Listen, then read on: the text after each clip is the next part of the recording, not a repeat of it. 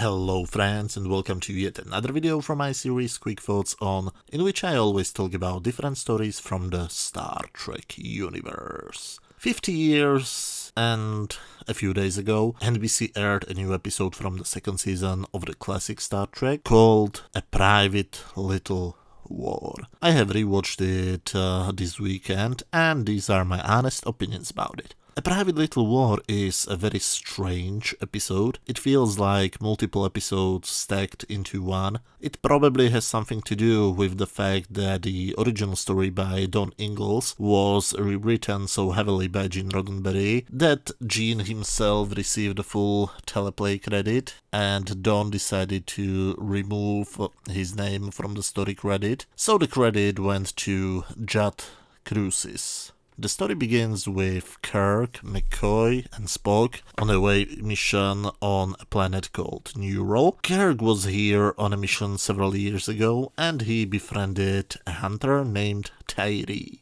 Jim compares the planet to the Garden of Eden, where the locals are friendly but primitive, and the most powerful weapons they have are bows and arrows. At least that's what I think, because soon Kirk and Spock discover villagers with guns. They are waiting for the hill people, planning to ambush them, but when Kirk realizes that one of them is Tyree, he ignores the Prime Directive and decides to help his old friend. Spock discourages him from using a phaser, so he throws a rock, but he misses, and suddenly the village people are after them, and they don't want to take them to their YMCA or to the Navy. These village people want to kill them. Spock gets shot in the back, but luckily McCoy is near, and all three of them beam on board. Is this the best teaser ever?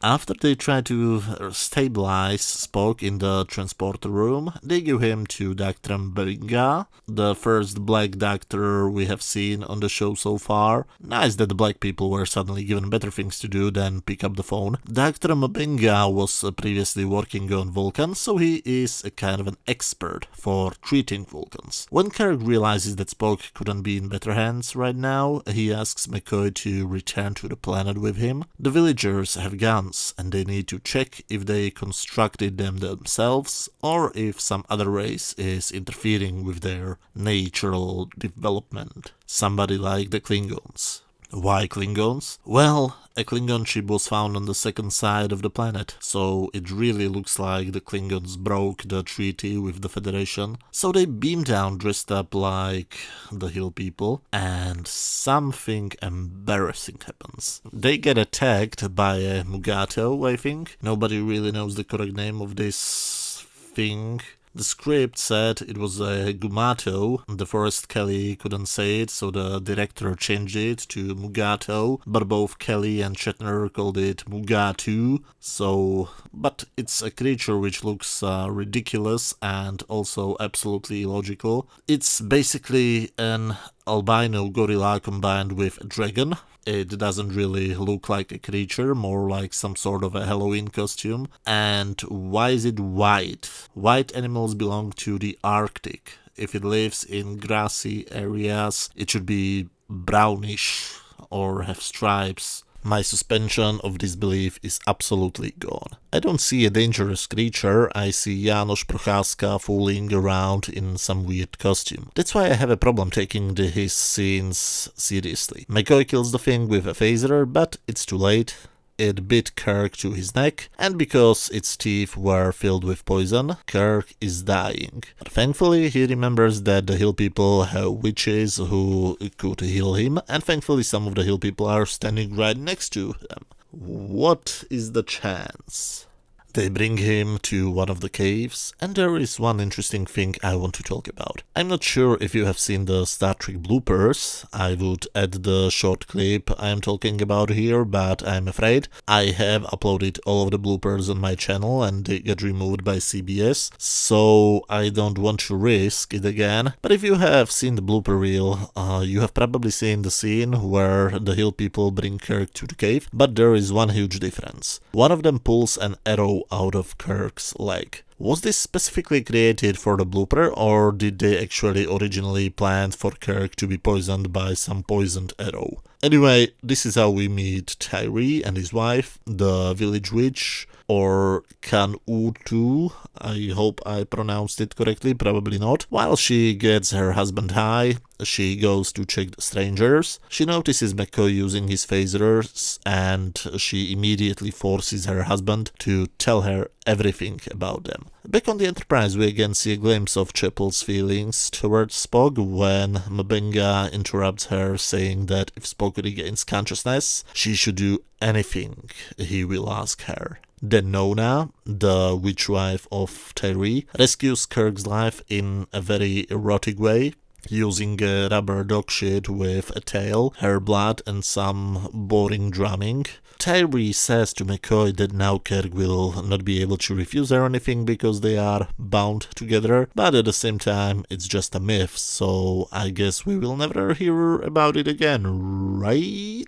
The next scene starts very strangely. When McCoy wakes up, he finds out that Kirk is not in his bed anymore and finds him standing next to Nona's bed. What is this scene supposed to mean? I always thought that this is a sign of him being under her influence, but it's never mentioned later, so it's just weird.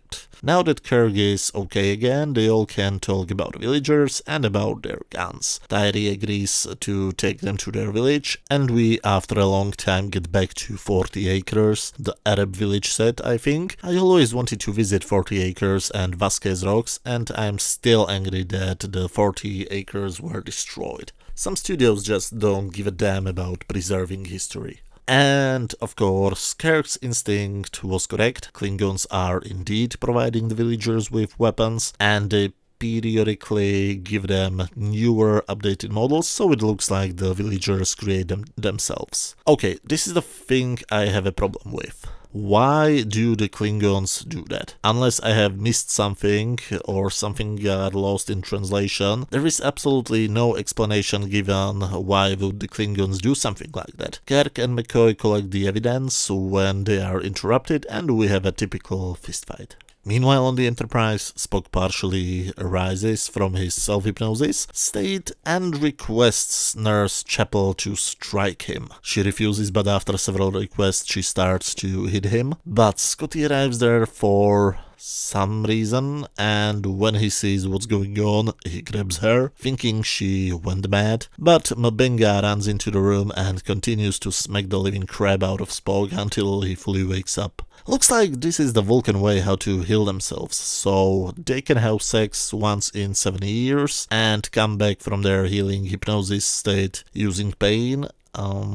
Man, I don't really want to be a Vulcan. So, how does Kirk solve this situation? Well, he decides to give the hill people the same weapons and teaches them how to shoot them.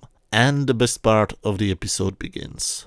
McCoy complains to Jim about this, and we get the typical Roddenberry speech. McCoy doesn't like the idea of giving them weapons, because it will end with a civil war, which is actually a good point. Kirk says that the only solution is to keep giving them exactly the same weapons as the Klingons will give to the village people. The reasoning behind it is called balance of power, and we know that it works thanks Earth's Cold War, so even Kirk has a good point. And this is the very interesting part of the episode. We are not told what is the correct decision, we are only told what is the reasoning behind each possibility. And because nobody has a correct answer, they choose the less bad answer. Kirk follows Nona to the waterfall, and I have to refer again to the blooper reel. In it we see a short deleted scene. Seeing a naked woman even from behind was apparently too much for 1960s TV, so it was cut out, and in the episode we see her coming